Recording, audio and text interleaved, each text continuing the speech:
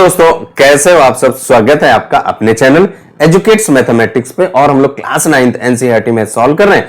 उसमें अध्याय 7 त्रिभुज पर आ चुके हैं और इस अध्याय की प्रश्नावली 7.1 कंप्लीट होने के बाद अब हम लोग प्रश्नावली 7.2 पर आ चुके हैं।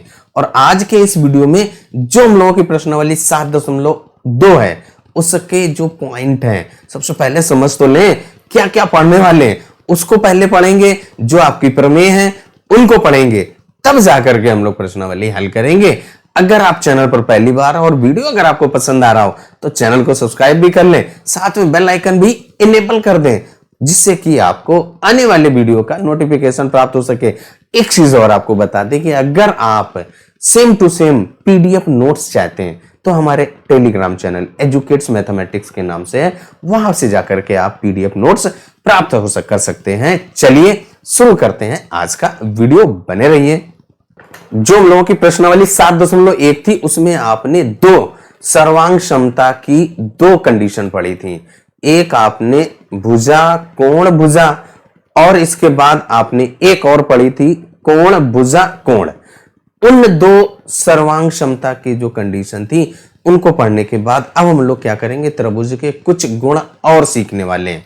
तो उनमें सबसे पहले देखिए आपका एक ऐसा त्रिभुज, यहां पर अभी तक हम लोग जो पढ़ रहे थे कि उसमें कोई भी कंडीशन नहीं दी जाती थी कि आपको त्रिभुज को यहां पे सिद्ध करना है या ऐसा त्रिभुज है या त्रिभुज का ये प्रकार दिया गया है, ऐसा कुछ नहीं होता था। अब हम लोग क्या करने वाले, एक विशेष प्रकार का त्रिभुज, ऐसा त्रिभुज जिसकी दो भुजाएं बराबर हो, उसको हम लोग पढ़ने वाले। यहां पर क्या है, जैसे मान लो आपके पास एक ये त्रिभुज दिया गया है, इसका नाम दे दीजिए आप ए बी और सी। ये हम लोगों के पास एक त्रिभुज है और इस त्रिभुज में आपकी ये दो भुजाएं बराबर हैं, यानी कि भुजा जो ए बी है वो बराबर है ए सी के।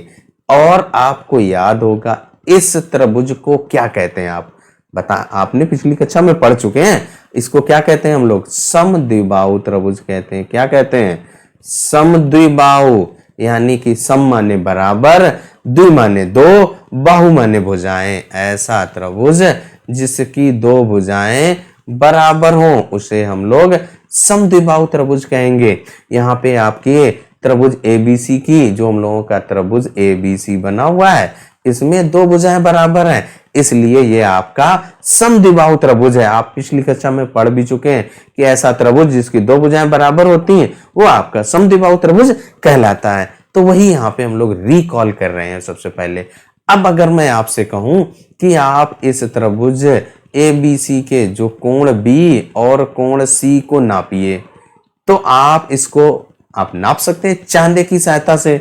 तो वहां पे आप देखेंगे कि जो कोण बी है और वो बराबर होगा कोण सी, क्योंकि जो आपका बी का माप आएगा वही सी का भी आएगा। नाप करके आप देख सकते हैं। ऐसे ही अगर आप एक और त्रिभुज बनाते हैं, मान लो कोई आप एक त्रिभुज यहां पर बना लीजिए, जैसे मान लो ये 4 सेंटीमीटर, ये 4 सेंटीमीटर और ये आपकी भुजा 5 सेंटीमीटर, और इसका नाम दे दीजिए ए बी सी। अब इसके बाद इसमें दो भुजाएं ये बराबर हैं।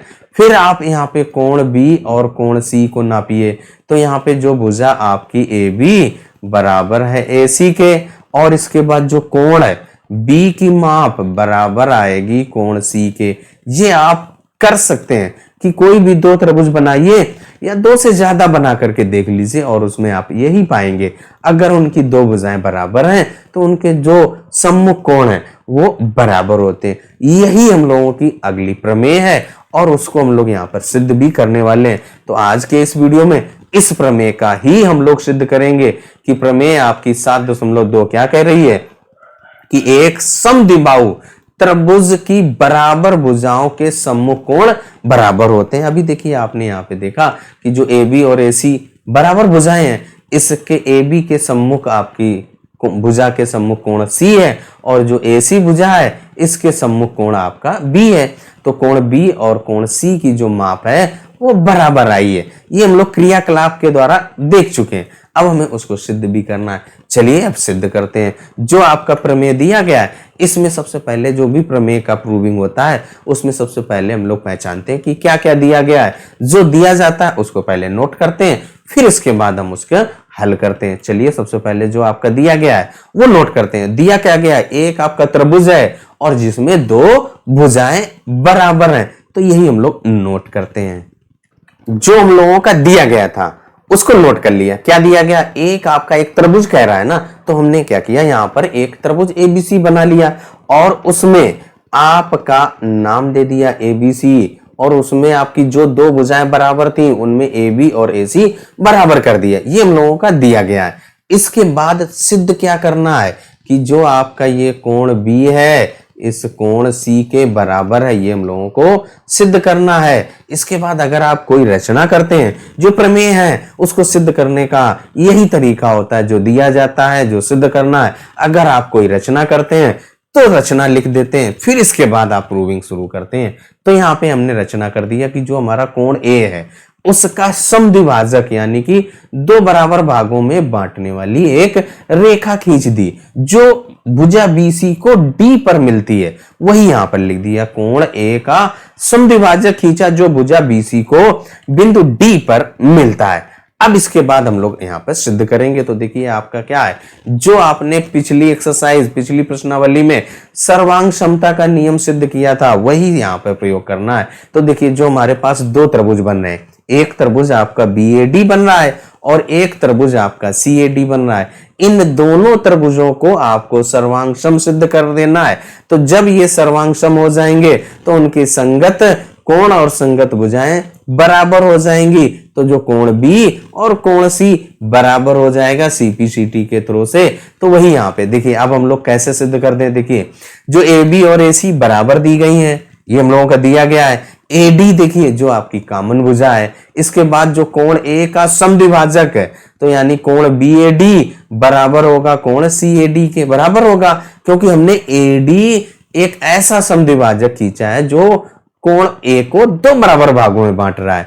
तो यहाँ पे दो भुजाएं और एक कोण बराबर हो गया, तो अतः ये आपका सर्वांग सम हो गया। सीपीसीटी के थ्रू से कोण बी और कोण सी बराबर हो गया, यही यहाँ पे लिखते हैं भाई। तो जो दो त्रिभुज हम लोग ले रहे हैं, तो पहला त्रिभुज हम लोगों का बी ए डी है और जो दूसरा सी ए डी है, तो यही यहाँ पे लिख देना है त्रिभुज बी ए डी तथा त्रिभुज सी ए डी में।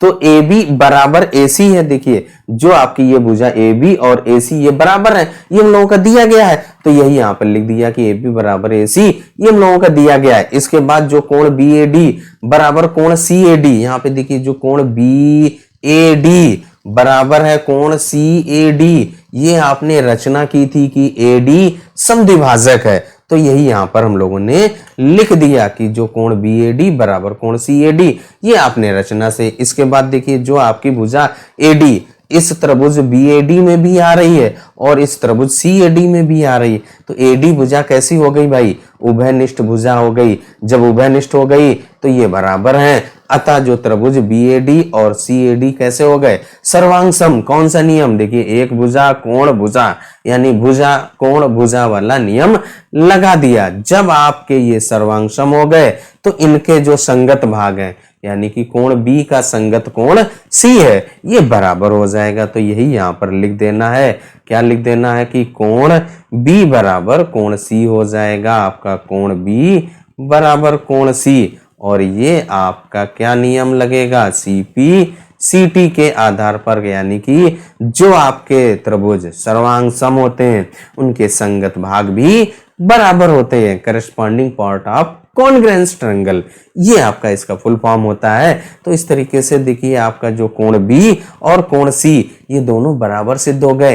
यही तो हमें सिद्ध करना था कि जो त्रिभुज के दो कोण हैं वो आपके बराबर होंगे, यानी कि सम्मुख कोण।